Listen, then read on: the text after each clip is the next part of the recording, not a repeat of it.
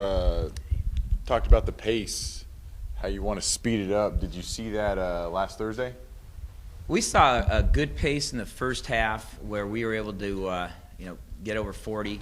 The second half, we really re-emphasized our defense because I think that it was difficult for us to put together our pace on offense as well as our stingy defense. I thought we had two different halves, and they were one half of better offense and shooting percentage, and then the second half, I think we fatigued a little bit, got a little sloppier, but our defense was much better. I think I've asked you this every week the last few weeks. Do you have a starting lineup now? We're getting closer. I should have one by Friday night.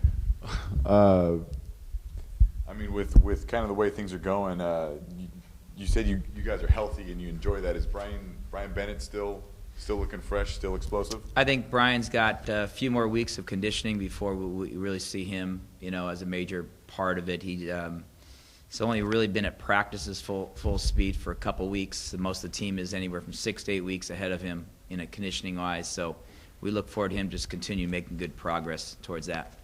UNLV and then UCLA. UCLA is difficult enough on its own. Is it tough playing a team like that just 48 hours later? Yeah, it's very difficult playing two top 40 teams, perennial national powers, McDonald's All-Americans, high major arenas, televisions in your face. But that's what the schedule I set up for. We want that schedule. It simulates what we would do during conference play on a Thursday to a Saturday. It also is very similar to what you'd have to do if you make the NCAA tournament. You win one game, you have 48 hours to prepare for another team. We did that when we were in Dayton and we had to go to St. Louis, and I think that that's something we want our program to get accustomed to is playing against great teams and great venues with short turnaround time. And I think it prepares you mentally, physically, emotionally to, hey, this is what it's going to take to ever get to the Sweet 16 or anything to that level. I've heard great things about the team this year. Do you have any predictions of how they're going to do? I think we can compete for a conference title provided we get everybody healthy and in shape and straightened away. Josh Martin will be eligible by the St. Mary's game. He's a transfer from Minnesota. Josh is a wild card for us. He is an electric athlete, can be good in the press, can be good on the fast breaks, a great rebounder, is a real spurtable kind of guy that can score some for us. So getting Bennett in shape so we have a consistent inside game, keeping everybody else healthy, I think we can compete for a conference title. Without health, without getting everybody squared away, it's difficult to win with so many fine-tuned, experienced teams. And Irvine and Santa Barbara and Long Beach have great talent. Hawaii's returning a bulk of their talent. The rest of the teams in the conference are very well coached, skilled, and prepared. So, as we always see in the Big West, the difference between second place and seventh place is often maybe one game. So it really comes down to those one or two games in which you make a free throw or get a big-time rebound down the stretch. What do you know about UNLV? Quite a bit. We've had a chance to scout them over the last week. They have a McDonald's All-American at center, maybe a one-and-done kid in Zimmerman, 7 foot, out of Bishop Gorman, a Las Vegas kid, is recruited by Kentucky's and Duke's in North Carolina. Is kind of staying back at home there.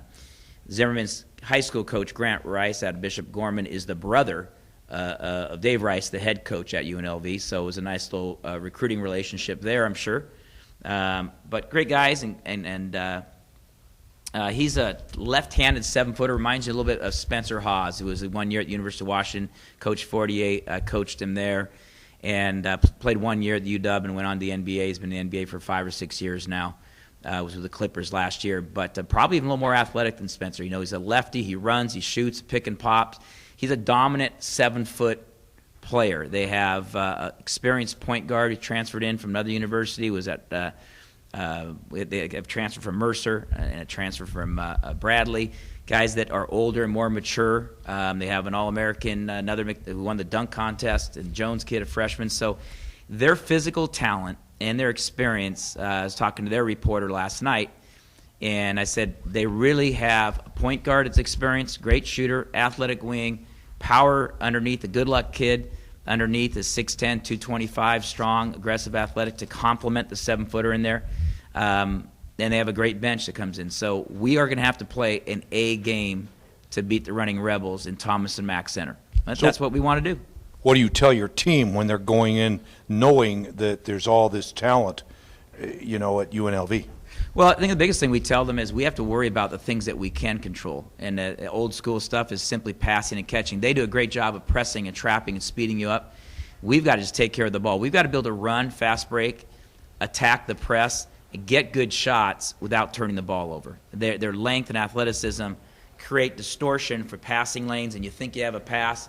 Their length, the long arms out there, the quickness and the anticipation, that's the difficult part against them. They turned Whittier over and got fast breaks and beat Whittier on their home court the other night by 40 points. So I think that's the kind of challenge we want to have. We want to be able to play. I mean, Hawaii presses a lot like that. Long Beach does. Even they have the length of, let's say, what Irvine has, protecting the rim. So this prepares us very nicely for the Big West. What about UCLA? How good are they this year? I don't know as much about UCLA. Assistant coaches are doing the lead scout on that. Do know that they return 3 starters. Of course, the Alford kid returns. Coach's son, who's as good a shooter is in the nation. Heady player, classically the kind of guy that just makes the big shot, the big plays. They've got a great, solid post player.